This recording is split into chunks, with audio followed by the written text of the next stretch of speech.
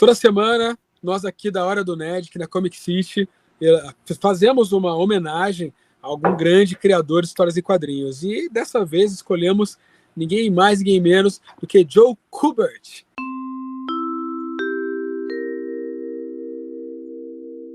Isso mesmo, começou a desenhar quadrinhos aí na década de 40. Década de 40, meu Deus! No tempo do César Andrade aí, ó. Quando ele nasceu, o Kubert estava nascendo também. É isso mesmo. E não começou fraco não, viu, Creed? Não. Ele começou, na verdade, colorindo alguns quadrinhos, né? E coloriu, cara, clássicos, como o Spirit, do Will Eisner, tá? Trabalhou com o Besouro Azul também, da Fox Comics, na época aí. Então o cara começou muito bem. A história que ele começou desenhando foi uma história de 8 páginas aí, chamada Blackout, que era para uma editora pouco conhecida aí, Catman Comics, mas que mostrou o potencial desse grande artista. Não demorou muito para ele chamar a atenção de editoras maiores. E aí, na década de 50, a DC Comics colocou ele para fazer alguns trabalhos e logo ele foi, se tornou aí o desenhista principal do Hawkman, que aqui no Brasil é conhecido como o Gavião Negro. E essa fase que ele desenhou, o Gavião Negro, se tornou assim uma fase lendária do personagem. Até hoje, lembrada como a melhor fase do personagem de todos os tempos, né? Nessa mesma época, aí na década de 40, ele desenhou algumas coisas para a Sociedade da Justiça, né? Na revista Flash Comics, ele criou alguns personagens também, que começaram a ficar bem populares. Quando foi chegando aí, ó que legal, olha essa uma das ilustrações lá de trás do Joe Kubert, né? Não à toa ele chamava atenção, tinha um traço realmente muito poderoso, né? Muito assim, sóbrio, né, Creed? Eu acho muito legal. Pra época, ele vai se comparar aí ao que desenhou muito Conan, o John Buscema. Verdade. Que era, vamos dizer, o realismo da época. Sim, né? Sim. É isso mesmo, cara. O Joe Kubert, os trabalhos dele, principalmente para DC Comics, ficaram muito marcados pelo que ele veio a criar na década de 50, né? Então, os trabalhos dele para o Sargento Rock. Então, o Sargento Rock talvez seja assim, o trabalho que ele tenha mais...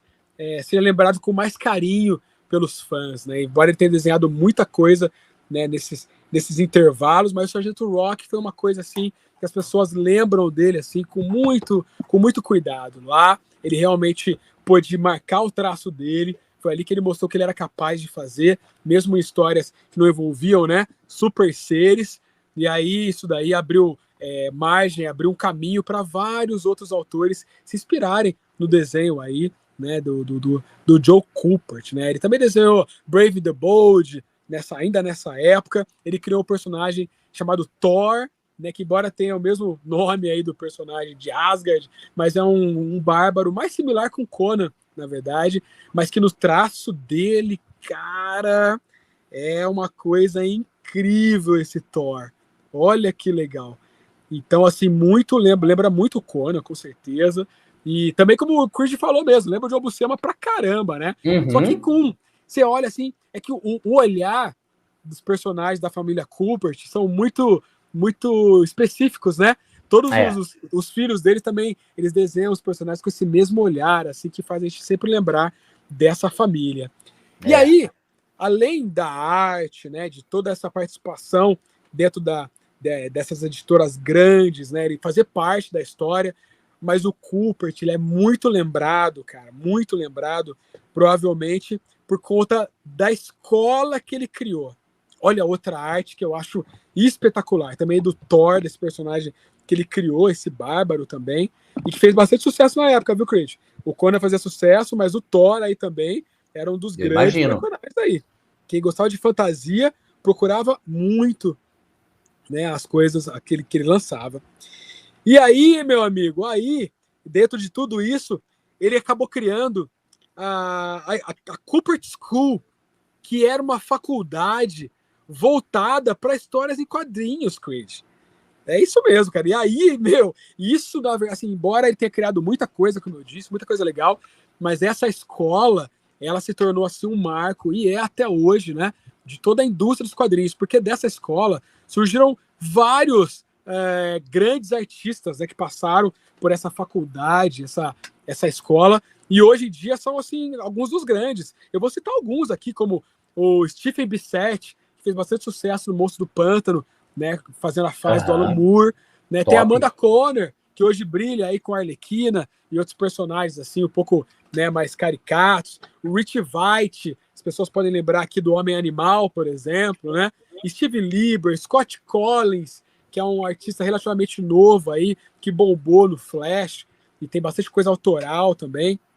Então a Cooper School é responsável por criar alguns dos maiores da indústria. Então por esse e vários, né, desses motivos aí, por ter criado toda uma geração de artistas, né, o Joe Cooper é um dos grandes aí que merece aparecer aqui na nossa grande homenagem aqui. E você sabe que ele veio, infelizmente, a falecer há pouco tempo, né, agora em 2012, e um pouco antes de falecer, Creed, ele ainda estava assim, trabalhando a milhão, cara.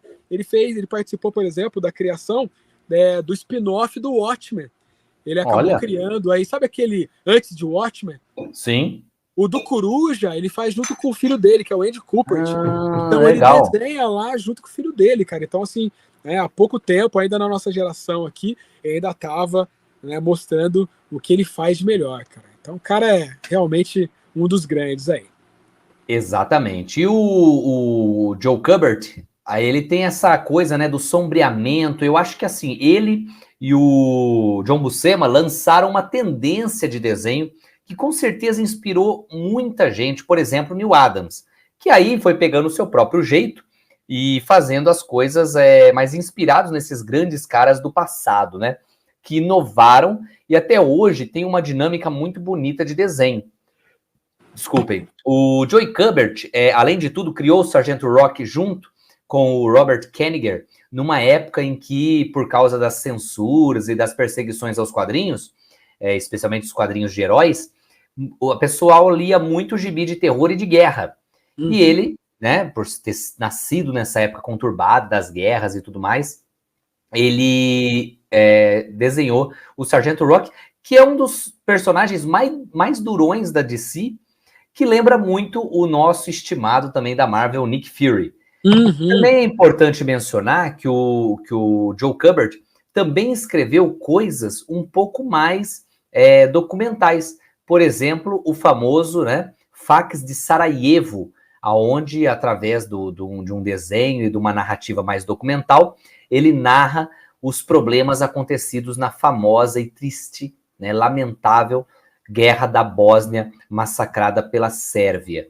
Então você vê que era um cara que se embrenhou por muitos tipos de quadrinhos. Não foi só negócio de herói, ou, por exemplo, também esses gibis de fantasia, né?